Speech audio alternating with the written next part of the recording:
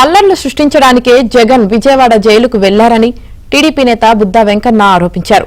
పిన్నెల్లి రామకృష్ణారెడ్డి వంశీని కలిసిన జగన్ దళితుడైన నందిగాం సురేష్ ను ఎందుకు పరామర్శించలేదని ప్రశ్నించారు. దళితులపై జగన్ కు ప్రేమ లేదన్నారు. అల్లర్లు సృష్టించడానికి ఒక పథకం ప్రకారం జగన్మోహన్ రెడ్డి ఇచ్చేశాడు.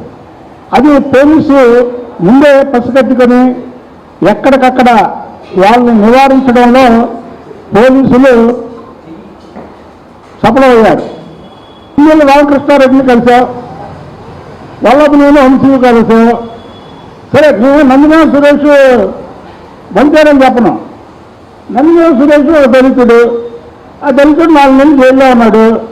ఎందుకు కలవా నువ్వు? దళితుల మీద నువ్వు ప్రేమ లేదు, దళిత వ్యతిరేకి. అలాగే ఇవాళ వంశీ ఎవరిని కిడ్నాప్ చేశాడు, ఎవరిని బెదిరించాడు? ఒక దళితుడిని.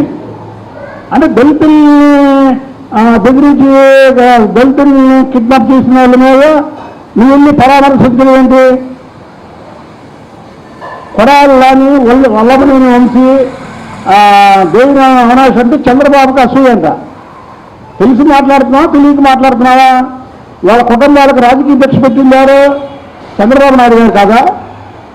తెలియకుండా మాట్లాడితే రాజకీయాల్లో నీకు ఓ నిర్మాణాలు కూడా తెలియని లోపల వంశీ లోపల జైల్లో ఉంటే వాళ్ళ భార్య నీ పక్కన ఉండి నువ్వన్న మాటలు నవ్వుతుంది.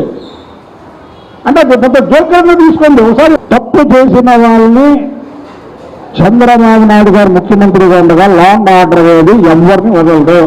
ఆఖరి మాతో సహా నేను చెప్పేది పరామర్శించుకుని ఇది ఈయన కూడా తప్పులు చేశాడు. త్వరలో ఈయన కూడా జైలుకి వెళ్తాడు.